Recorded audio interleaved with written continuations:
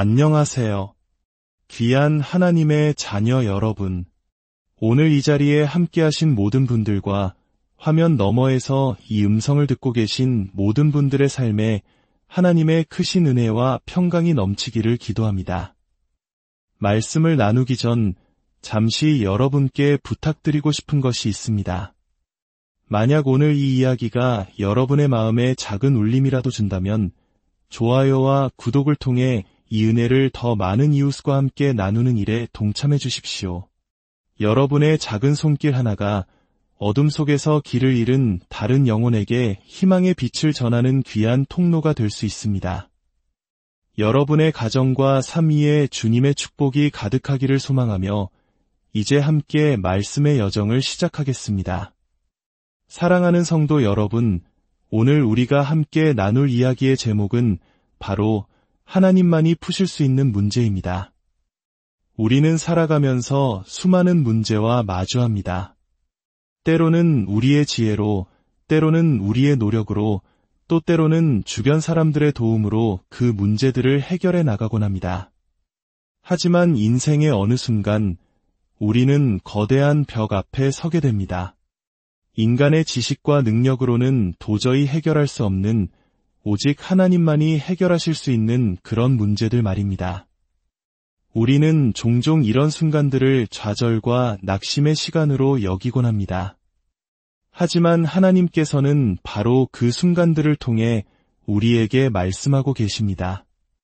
너 혼자 인생을 해결하려 애쓰지 말아라. 나와 함께 걷자 라고 말입니다. 성경은 예레미야서에서 이렇게 말씀합니다. 사람을 의지하며 그의 힘을 의지하는 자는 저주를 받을 것이라. 우리는 때로 하나님의 방식에서 너무 멀어져 하나님 없이도 잘 돌아가는 우리만의 문명, 우리만의 세상을 만듭니다. 그리고 그 세상이 흔들리기 시작할 때 우리는 어찌할 바를 모르게 됩니다. 이것이 어떻게 시작되었는지 이해하기 위해 우리는 성경의 가장 첫 이야기, 창세기로 거슬러 올라가 볼 필요가 있습니다. 바로 카인과 아벨의 이야기입니다. 하나님께서는 인류가 타락한 후 여자에게 약속을 주셨습니다. 너의 후손이 뱀의 머리를 상하게 할 것이다. 이 약속은 인류를 구원할 메시아에 대한 첫 번째 예언이었습니다. 이 약속을 하와도 들었고 사탄도 들었습니다. 사탄은 그 약속의 씨앗이 태어나는 것을 막으려 했고 하와는 그 씨앗을 간절히 기다렸습니다. 마침내 하와가 첫 아들 카인을 낳았을 때 그녀는 기뻐하며 말했습니다. 내가 여호와로 말미암아 득남하였다. 어쩌면 하와는 이 아이가 바로 그 약속의 후손일까? 라고 생각했을지도 모릅니다. 그리고 그 생각은 사탄의 마음에도 똑같이 스며들었습니다. 사탄은 카인을 자신의 편으로 만들기 위해 그를 주목하기 시작했습니다. 이후 동생 아벨이 태어났습니다. 시간이 흘러 두 형제가 하나님께 제물을 바칠 때가 되었습니다.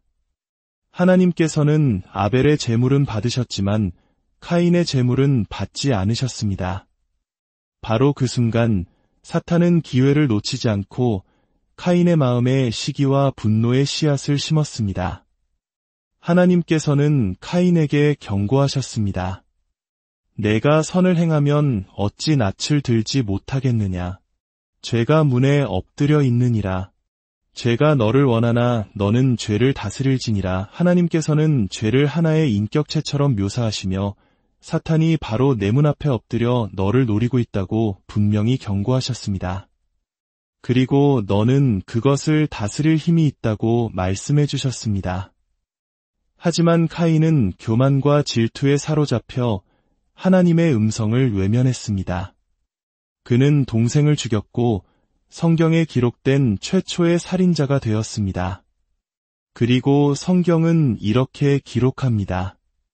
카인이 여호와 앞을 떠나서 에덴 동쪽 너 땅에 거주하더니 성을 쌓고 하나님 앞을 떠났다는 것은 단순히 장소를 옮겼다는 의미가 아닙니다.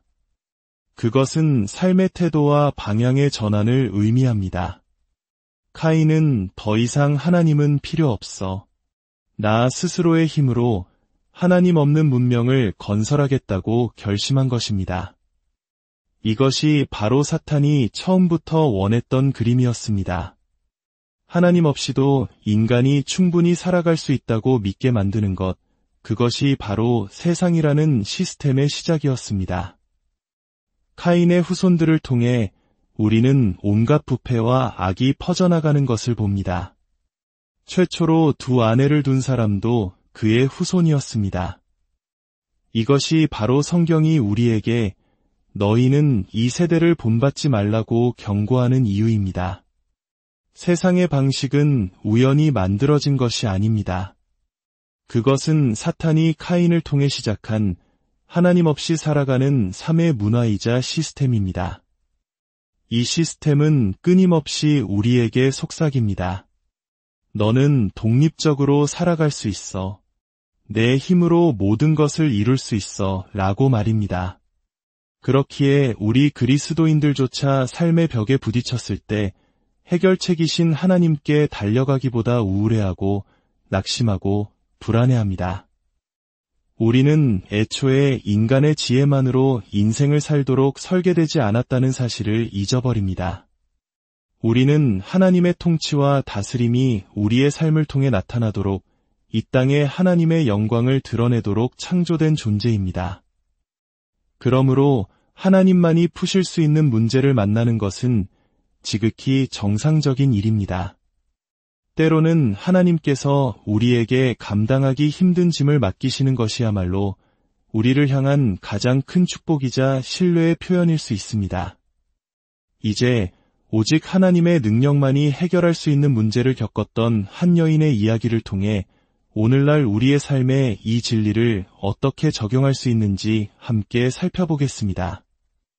먼저 스가랴 4장 6절 말씀을 보겠습니다. 이는 힘으로 되지 아니하며 능력으로 되지 아니하고 오직 나의 영으로 되느니라. 여기서 힘은 여러 사람의 집합적인 노력을, 능력은 한 개인의 뛰어난 역량을 의미합니다. 하지만 어떤 문제들은 이 모든 것을 합친다 해도 해결되지 않습니다. 오직 하나님의 영, 성령님의 능력으로만 가능합니다. 이제 누가복음 8장 40절에서 48절로 가보겠습니다. 예수께서 돌아오심에 무리가 환영하니 이는 다 기다렸음이러라. 이에 야이로라 하는 회당장이 와서 예수의 발 아래에 엎드려 자기 집에 오시기를 간구하니 이는 자기에게 12살 된 외딸이 있어 죽어감이러라. 예수께서 가실 때에 무리가 밀려들더라. 이에 12해를 혈루증으로 앓는 중에 아무에게도 고침을 받지 못하던 여자가 예수의 뒤로 와서 그의 옷가에 손을 대니 즉시 혈루증이 그쳤더라. 예수께서 이르시되 내게 손을 댄 자가 누구냐?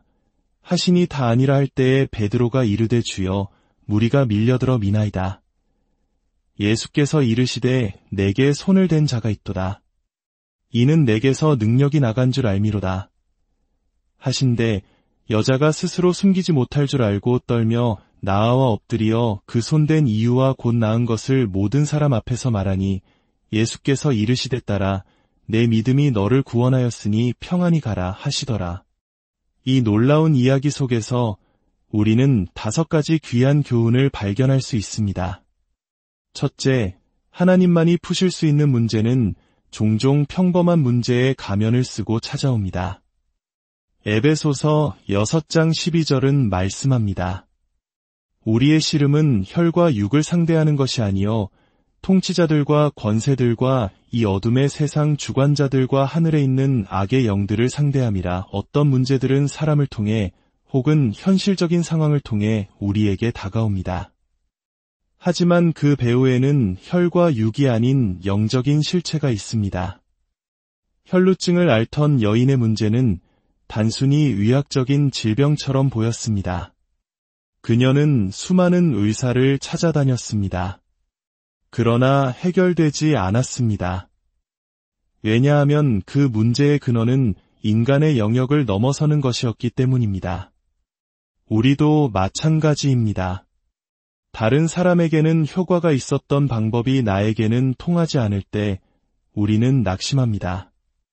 하지만 바로 그때가 깨달음의 순간입니다. 혹시 내가 자연적인 문제라고 생각했던 이것이 사실은 오직 하나님의 능력만이 해결할 수 있는 영적인 문제는 아닐까? 진짜 적이 누구인지를 깨달을 때 우리는 사람을 향한 미움과 원망을 내려놓을 수 있습니다. 둘째, 하나님만이 푸실 수 있는 문제는 나의 힘과 지혜가 바닥났을 때 비로소 명확해집니다. 이 여인은 병이 시작되었을 때 얼마간의 재물이 있었습니다. 그녀의 첫 번째 선택은 하나님을 찾는 것이 아니었습니다. 그녀는 의사를 찾아갔습니다. 그것이 잘못된 것은 아닙니다. 우리도 아프면 병원에 갑니다. 그녀는 이 의사, 저 의사를 찾아다니며 가진 것을 모두 썼습니다. 그리고 마침내 자신의 모든 것을 소진했을 때 그녀는 깨달았습니다. 이것은 의사가 고칠 수 있는 병이 아니구나. 오직 하나님만이 하실 수 있는 일이구나. 하나님께서는 때로 우리가 자신의 한계에 도달하도록 허락하십니다. 예레미야 29장 13절은 너희가 온 마음으로 나를 구하면 나를 찾을 것이요 나를 만나리라고 말씀합니다. 우리가 여전히 우리 자신의 지혜와 계획으로 가득 차 있을 때 우리는 온 마음으로 하나님을 찾을 수 없습니다. 하나님은 아담이 홀로 있는 것이 좋지 않다는 것을 아셨지만 그에게 모든 동물의 이름을 짓게 하셨습니다. 아담이 모든 동물에게 짝이 있는 것을 보고 자신에게는 합당한 짝이 없음을 스스로 깨달았을 때 비로소 하나님은 하와를 만드셨습니다. 우리가 주님, 제 힘으로는 도저히 안 되겠습니다. 라고 고백할 때 주님은 말씀하십니다. 바로 그거다. 이제 나를 찾으렴. 내 온 마음으로 나를 찾을 때 너는 나의 힘과 지혜와 능력을 발견하게 될 것이다. 셋째, 하나님의 능력을 경험하기 위해서는 나의 안전지대에서 벗어나는 결단이 필요합니다. 당시 율법에 따르면 혈루증을 앓는 여인은 부정한 사람으로 여겨졌습니다. 그녀가 만지는 모든 사람과 사물 역시 부정해졌습니다. 그런 그녀가 예수님께 가기 위해서는 수많은 사람들을 해치고 나아가야 했습니다. 그것은 돌에 맞을 수도 있고 공개적으로 망신을 당할 수도 있는 매우 위험한 행동이었습니다. 하지만 그녀는 더 이상 그런 것을 신경 쓰지 않았습니다. 그녀는 자신의 안전지대를 벗어나 내가 그의 옷자락에만 손을 대어도 나음을 얻으리라는 믿음으로 나아갔습니다. 오늘날 우리에게 이것은 무엇을 의미할까요? 바로 우리의 기도 생활입니다. 우리는 온갖 핑계를 대며 하나님과 시간을 보내는 것을 미루곤 합니다. 하루 24시간 중 우리는 하나님께 1시간을 드릴 수 있습니다. 예수님께서 겟세마네 동산에서 십자가를 앞두고 기도하실 때 잠들어 있는 제자들에게 이렇게 물으셨습니다. 너희가 나와 함께 1시간도 이렇게 깨어 있을 수 없더냐? 왜 1시간일까요? 우리가 기도하러 나아갈 때 처음에는 우리 자신의 생각과 염려로 가득 차 있습니다. 저녁 메뉴, 내일 할 일, 내야 할 공과 금. 이 모든 육신의 소음들을 잠재우고 성령의 흐름 안으로 들어가기까지는 시간이 걸립니다. 그 고요하고 의도적인 공간 속에서 우리는 비로소 하나님의 마음과 만날 수 있습니다. 5분, 10분의 기도로는 그 깊이를 경험하기 어렵습니다. 주님께서 말씀하시려는 바로 그 순간에 아멘 하고 일어나 버릴 수 있습니다. 하나님의 임재 안에서 시간을 보내십시오. 넷째, 하나님이 행하신 기적을 경험했다면 그것을 혼자 간직하지 말고 나누십시오. 예수님께서는 여인이 고침받은 것을 아시고도 누가 내게 손을 대었느냐? 고 물으셨습니다. 그냥 지나치실 수도 있었습니다. 하지만 예수님은 그녀가 간증하기를 원하셨습니다. 왜일까요? 그 군중 속에는 딸의 죽음을 앞두고 예수님께 간절히 매달렸던 회당장 야이로도 있었기 때문입니다. 야이로는 딸이 죽어가고 있다는 소식에 다급한 마음으로 예수님을 재촉하고 있었습니다. 그런데 바로 그 순간 12년 동안 고통받던 여인이 예수님의 옷자락에 손만 대어도 즉시 치유되는 기적을 목격한 것입니다. 당신의 간증은 다른 누군가에게 믿음의 씨앗이 됩니다. 잠시 후 야이로에게는 딸이 죽었다는 절망적인 소식이 전해집니다. 만약 그가 그 여인의 간증을 듣지 못했다면 어땠을까요? 하지만 그는 이미 보았습니다.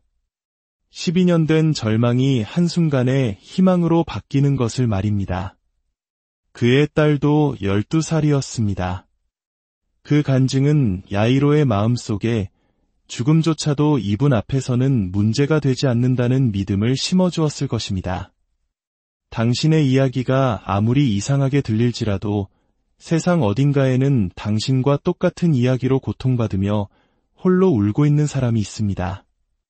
당신이 입을 열 때 그들의 삶에 희망이 연결됩니다. 마지막 5째, 하나님이 행하신 기적을 경험했다면 당신의 새로운 일상을 온전히 받아들이십시오. 예수님은 여인에게 말씀하셨습니다. 딸아, 안심하라. 내 믿음이 너를 구원하였으니 평안히 가라. 예수님은 먼저 그녀를 딸이라 부르시며 사회로부터 거절당했던 그녀의 정체성을 회복시켜 주셨습니다. 그리고 평안히 가라고 말씀하셨습니다. 이것은 매우 중요한 말씀입니다. 우리는 때로 고통과 상처에 너무 오랫동안 익숙해져서 그것 없이는 어떻게 살아야 할지 모를 때가 있습니다. 거절당하고 무시당하는 것에 익숙해져 있다가 상황이 좋아지면 오히려 불안해합니다. 좋은 일이 생겨도 곧 나쁜 일이 닥칠 거야라며 스스로를 괴롭힙니다. 과거의 상처와 실패의 기억이 끊임없이 우리를 옛 정체성으로 끌어당깁니다. 하지만 주님은 말씀하십니다. 그것은 더 이상 내가 아니다. 평안히 가라. 사탄은 참소하는 자입니다. 그는 사람들을 통해 당신의 과거를 들추어내며 속삭일 것입니다. 너는 원래 그런 사람이었잖아. 그럴 때마다 당신은 그리스도 안에서 당신이 누구인지를 선포해야 합니다. 그런즉 누구든지 그리스도 안에 있으면 새로운 피조물이라. 이전 것은 지나갔으니 보라 새 것이 되었도다. 때로는 과거의 나에게 이렇게 말해야 합니다. 나는 그 사람을 모릅니다. 내가 그런 일을 했을지는 몰라도 그것은 지금의 내가 아닙니다. 사랑하는 성도 여러분, 당신이 지금 마주한 그 거대한 문제, 인간의 힘으로는 도저히 넘을 수 없어 보이는 그 벽은 당신을 무너뜨리기 위한 것이 아닙니다. 그것은 당신의 힘이 끝나는 곳에서 하나님의 능력이 시작됨을 경험하게 하시려는 주님의 거룩한 초대장입니다. 당신의 지혜와 계획을 내려놓고 당신의 안전지대에서 걸어나와 믿음으로 그분의 옷자락을 붙잡으십시오. 주님께서 행하실 놀라운 일을 간증하게 될 것이며 이전과는 완전히 다른 새로운 일상을 살아가게 될 것입니다. 함께 기도하겠습니다. 사랑의 하나님 아버지, 오늘 말씀을 통해 우리 각자가 겪고 있는 문제가 끝이 아니라 새로운 시작임을 깨닫게 하시니 감사합니다. 우리의 힘과 지혜가 모두 소진된 바로 그 자리에서 주님의 능력을 구하게 하옵소서. 혈루증 앓던 여인과 같이 세상의 시선과 두려움을 넘어 믿음으로 주님께 나아가는 용기를 허락하여 주시옵소서. 그리하여 우리의 삶이 치유와 회복의 간증이 되게 하시고 절망 속에 있는 다른 이들에게 희망의 빛을 비추는 통로로 사용하여 주옵소서. 우리를 자녀 삼아주시고 새로운 삶을 허락하신 주님의 이름을 찬양합니다. 이 모든 말씀, 우리를 구원하신 예수 그리스도의 이름으로 기도드립니다.